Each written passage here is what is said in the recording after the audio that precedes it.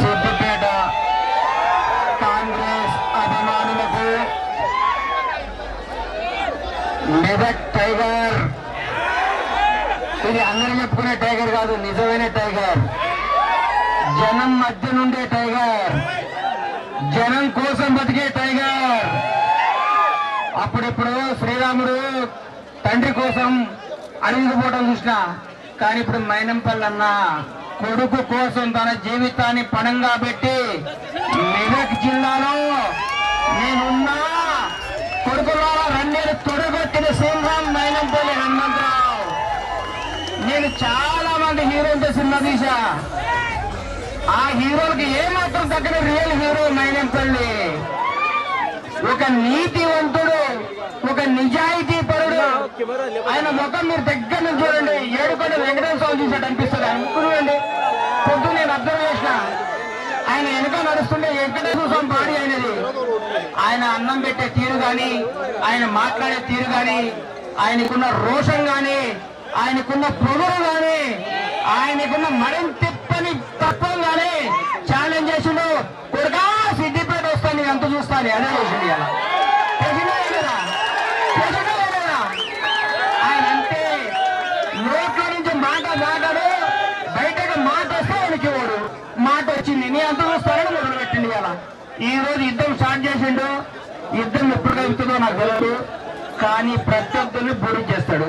అది ఆయన నైజం, ఆయన స్టైలు. ఈ రోజు గతంలో మెదక్ జిల్లాలో సింహ స్వప్నంగా, మెదక్ జిల్లా గుండెల్లో ప్రజలకు పెళ్లిదిరా, అందరికీ అన్నరా, ఎవరికి అర్ధరాత్రి ఫోన్ చేసినా నేనున్నా అని పరిగెత్తుకుంటే మైనంపల్లి అన్నారు. ఈ రోజు సిద్దిపేట ప్రజలందరూ హక్కును చేర్చుకొని, అన్నా మాకు నువ్వే దిక్కన్నా, నువ్వు మాకు పెద్దన్నా అన్నా, నీవే మాకు అన్ని చేయాలన్నా ఒక్క మాట ఆయనకి చెప్తే నేనున్నా అని పరిగెత్తుకుంటా వస్తున్నాడు. 2000 కారుతో ఒక ర్యాలీ తీసుకొని సిద్దిపేట వచ్చిందంటే ఆయన సిద్దిపేట మీద ఆయనకున్న ప్రేమ ఏంటో, ఆయనకున్న కషంతో, ఆయనకున్న తపనంతో, ఆయన ఎంత నిజాయితీ పేరుంటే చెప్తున్నా. అన్నా నేను ఇంటికి పోతే చిన్న పాప ఒకరోజు బయటకు పోతున్నాం ఇద్దరు కలిసి. నిన్న మొన్న ఒక వారం పోయిందట, ఒక పాప వచ్చింది. అంకుల్ మా నాన్న కింద ట్రాన్స్ఫర్ ఏదో జాబ్ ఏదో అడిగింది, నేను కారు పక్కన కూర్చున్నా, ఆపిండు.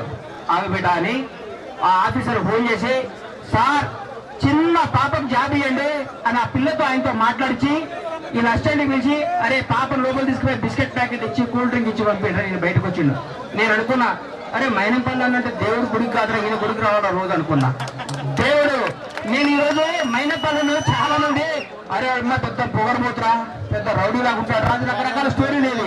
ఆయన చూసినాక తిరుపతి ఏడుకొండ స్వామి దగ్గర పోయినట్టు అనిపించింది. ఆయన ఇంట్లో పోతే నాకు చెప్తున్నా, ఒక దేవుడు ఆయన ఇల్లు, ఆయన శ్రీరామచంద్రుడు, ఆయన్ని కాపాడుకోండి, మీ అందరి నిజాయితీ అయిన పరిపాలన చేసుకోండి.